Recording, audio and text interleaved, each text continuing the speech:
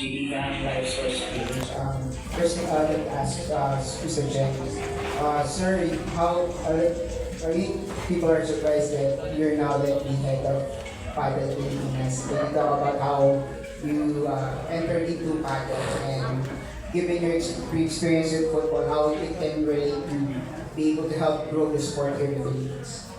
Good afternoon, everybody.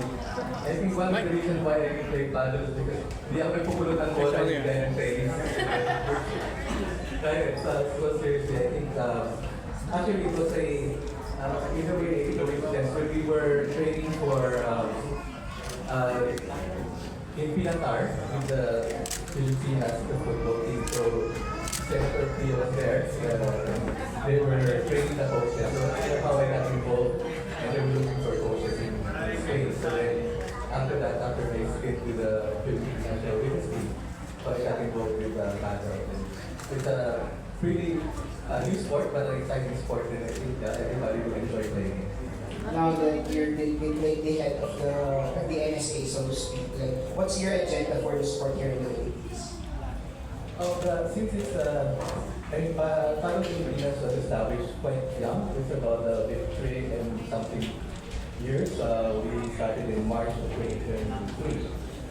So being a young sport, the idea is to promote the sport and get more people to participate. And I think it's built the entire ecosystem of having first the right coaches.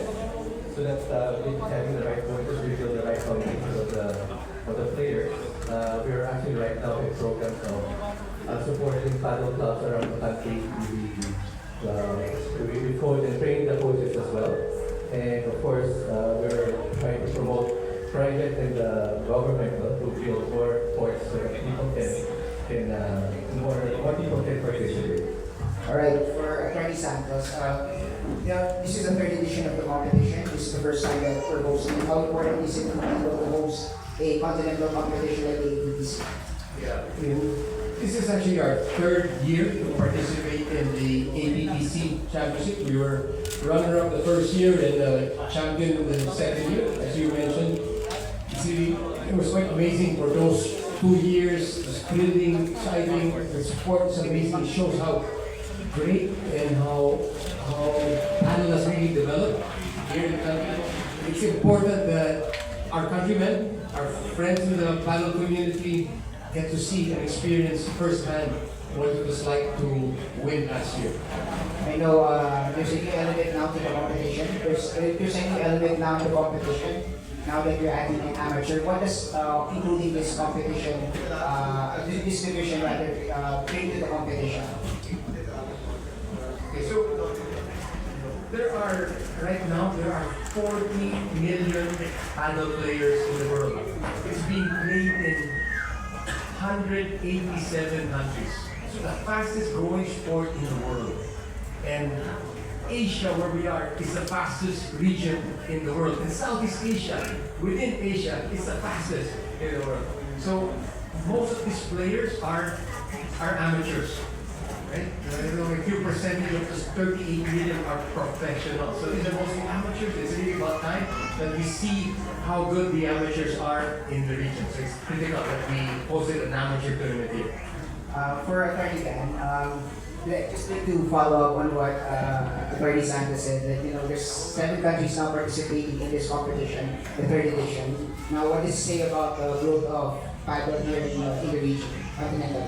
Hi everyone, it's actually nice to see our media friends because I think the last time that we met with you was during our recognition as the champions for the APPC 2025 in the Senate, when we were recognized in the Senate. So, given your question as to how does it prove or what can it say with the improvement or the increase of the growth in the Asia Pacific, actually hosting 7 nations in the APPC 2026 is actually a proof of what Sir Dwayne said, that it's one of the fastest growing sport. And even though it started in the European countries, we're actually very happy and proud that in the Philippines alone, not in the Asia Pacific, we're experiencing how fast it's actually growing. Since we are also in charge with regulating our private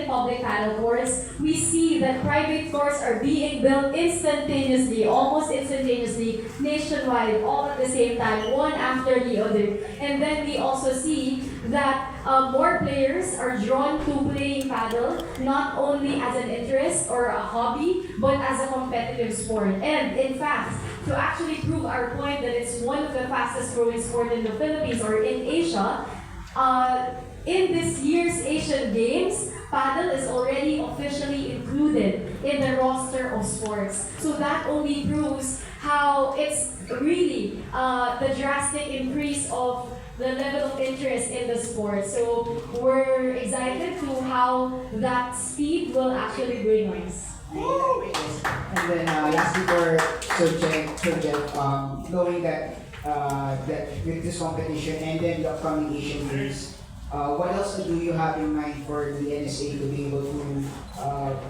build on this further? And I think what do you hope that all the six other countries will be able to get from this experience of hosting the ABC? I think, well, to start, our most immediate goal is, of course, to prepare for the Asian Games. This will be held in September, as Attorney Gana said, but this is the first time that paddle will be part of the Asian Games and a medal sport in that. And now, even from our tournament here, I think what we wanted is really for our guests and our players to come here and experience the world-renowned Filipino hospitality, to be able to bring home this memorable experience of how warmly they're welcomed, how professional the tournament is run, and also like when in all the friendly competition that this tournament will bring. So hopefully they can bring that back to their family and friends, and next time they can come back for either tournaments or just be a visitor and enjoy our pristine beaches, explore the country and connect with people.